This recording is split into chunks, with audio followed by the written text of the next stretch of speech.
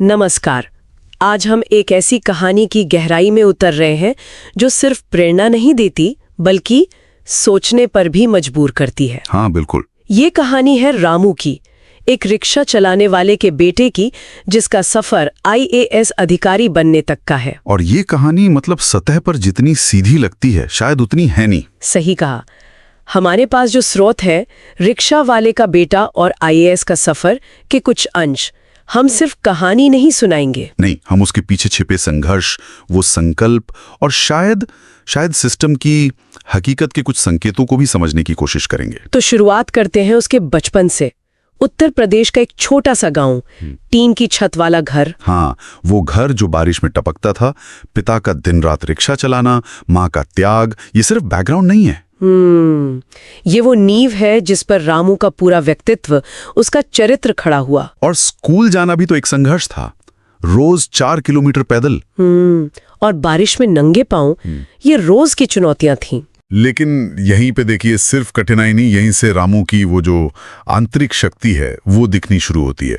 इन हालातों में भी स्कूल जाना चुनना। सही। फिर वो एक घटना हुई जिसने शायद सब कुछ बदल दिया। भाई की बीमारी वाली। हाँ, छोटा भाई गंभीर बीमार पड़ गया। इलाज के लिए पैसे नहीं थे। माँ को अपने झुमके बेचने पड़े। पिता ने और ज्यादा मेहनत किए। हाँ, स्रोत बताता है कि उस रात रामू ने खुद से कहा, मैं कुछ बनकर दिखाऊंगा। ये एक बड़ा निर्णायक पल था। बिल्कुल, ये सिर्फ एक इमोशनल मोमेंट नहीं था, ये वो पॉइंट था जहां एक व्यक्तिगत संकट एक बड़े लक्ष्य में बदल गया। अच्छा। उसने सिर्फ दुख महसूस नहीं किया, एक संकल्प लिया। ये दिखाता है कि कैसे बाहरी दबाव कभी-कभी अंदर की प्रेरणा जगा देता है। फिर तो जिंदगी का एक नया अध्याय शुरू हो गया होगा।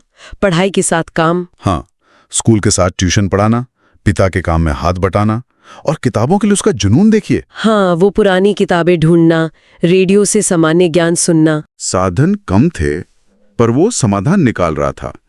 यहीं पर इच्छा शक्ति के साथ वो रिसोर्सफुलनेस, मतलब जुगाड़ करने की क्षमता दिखती है। हाई स्कूल में 92% अंक लाना, ये सिर्फ मेहनत नहीं थी। नहीं, ये सीमित साधनों का बेस्ट इस्तेमाल था। कह सकते हैं कि ये जुगाड़ वाली मानसिकता पॉजिटिव सेंस में सफलता के लिए जरूरी होती है। फिर इंटर के बाद स्कॉलरशिप मिली और वो दिल्ली आ गया। हाँ, गांव से सीधे महानगर, ये एक बड़ा बदलाव था। मेट्रो, अंग्रेजी, बड़े संस्थान, सब कुछ नया, शायद डराने वाला भी। बिल्कुल। और यहाँ उसने यूपीएससी की तैयारी शुरू की, सिविल सेवा परीक्षा। एक छोटे से कमरे में दूसरे छात्रों के साथ रहना। दिल्ली का संघर्ष गांव से अलग रहा होगा। हाँ, यहाँ कंपटीशन था, अकेलापन था। पहले प्रयास में प्रीलिम्स में फेल हुआ, दूसरे में मेंस में। उफ, ये सिर्फ असफलताएं नहीं थीं, ये सीखने की प्रक्रिया थी। माँ का फोन पर कहना, बेटा हार मत मानना, ये सिर्फ दिलासा नहीं था। ये उस संकल्प को जिंदा रखने का काम कर रहा था। शायद इन असफलताओं ने उसे और ज्यादा फोकस किया।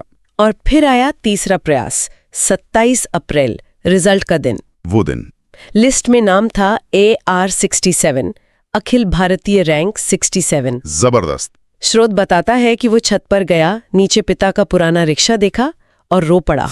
वो आंसू, उनमें सालों का संघर्ष, परिवार का बलिदान, रातों की नींद, असफलताएं और आखिर में मिली मंजिल, सब कुछ था। माँ की आंखों में भी आंसू थे। ये पूरे परिवार की जीत थी। बिल्कुल, एक व्यक्ति की नहीं, पूरे परिवार की यात्रा का जैसे समापन था वो। ट्रेनिंग के लिए मसूरी पहुंचा, परिचय हुआ तो उसने कहा, मैं रिक्शा वाले का बेटा हूं और अब देश की सेवा करूंगा। और कहते हैं पूरा हॉल तालियों से गूंज उठा। ये स्वीकार करना, अपनी जड़ों को मानना, ये बहुत महत्वपूर्ण है।